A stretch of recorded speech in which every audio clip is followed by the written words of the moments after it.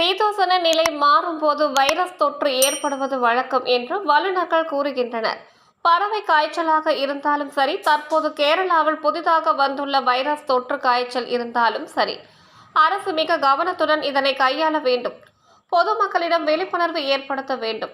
பொதுமக்களை பதட்டம் இல்லாமல், பயம் இல்லாமல் இருப்பதற்கான நடவடிக்கைகளை எடுக்க வேண்டும். முன்னாள் அமைச்சர் விஜயபாஸ்கர் பேட்டி.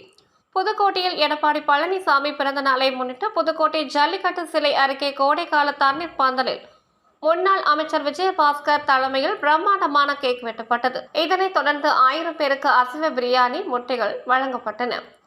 இதன் பின்னர் செய்தியாளர்களிடம் பேசிய விஜயபாஸ்கர், இன்று பிறந்தநாள் காணும் எடப்பாடி பழனிசாமி மேன்மேலும் சிறப்பாக வாழ வேண்டும் என்பதற்கான சிறப்பு பிரார்த்தனைகள் அதிமுக சார்பில் நடத்தப்பட்டு பொதுமக்கள் பயன்பெறும் வகையில் பல்வேறு அன்னதானங்கள், தங்க தேர் இழுத்தல் ஆகியவை நடத்தப்பட்டன. 2026ஆம் ஆண்டு தமிழகத்தை எடப்பாடி பழனிசாமி ஆட்சியில் அமர வேண்டும் என்று சிறப்பு பிரார்த்தனை செய்யப்பட்டது. சீதோசன நிலை மாறும்போது வைரஸ் தொற்று ஏற்படுவது என்பது வாடிக்கையான ஒன்று. கோடை காலமாக இருந்தாலும் சரி, குளிர்காலமாக இருந்தாலும் சரி, சீதோசன நிலை மாறும்போது வைரஸ் தொற்று ஏற்படுவதற்கான வாய்ப்புகள் இருப்பதாக பல்வேறு வல்லுநர்கள் கூறுகின்றனர். இந்த நேரத்தில் அரசு மிக கவனமாக இருக்க வேண்டும். பறவை காய்ச்சலாக இருந்தாலும் சரி, புதிதாக தற்போது ஏற்பட்டுள்ள வைரஸ் காய்ச்சலாக இருந்தாலும் சரி, அரசு விழிப்போடு இருக்க வேண்டும். அடுத்து என்ன நடக்கப் போகிறது என்பதை கண்காணிக்க வேண்டும் என்றார். வணக்கம். புதுகை ஸ்டார் நியூஸ் கதிரவன் செய்தி நேயர்கள் அனைவருக்கும். தமிழகம் மட்டுமல்லாமல் பாண்டிச்சேரி, ஆந்திரா, கேரளா, துபாய் உள்ளிட்ட மாநில செய்திகள் புதுகை ஸ்டார் நியூஸ் செய்திகளில் மற்றும் கதிரவன் செய்திகளில் கண்டு மகிழுங்கள்.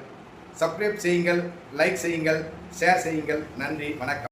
எடப்பாடியார் அவர்கள் 70 இன்பமுடன் வாழவும் 26 சிறப்பாக தமிழகத்தை ஆளவும் வேண்டி சிறப்பான விராலிமலையில தொடங்கி, திருவப்பூர்ல தொடங்கி தங்கத்தேர் இழுத்தல், அதே போல மிக சிறப்பாக வழிபாடுகள்.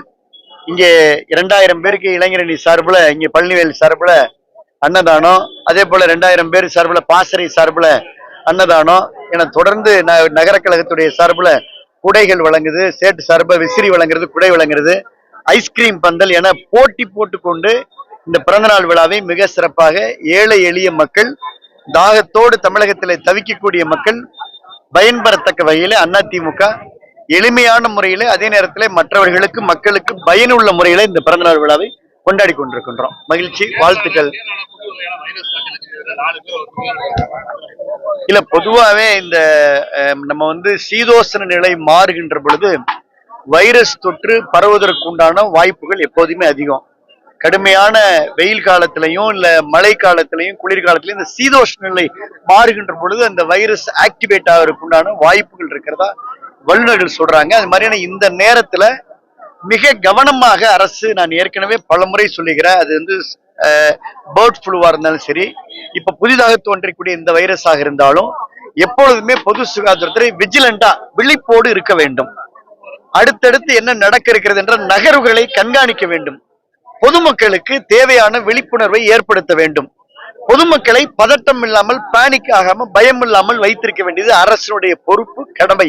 அதை அரசு சரிவர செய்ய வேண்டும் என்று நான் வலியுறுத்துகின்றேன்.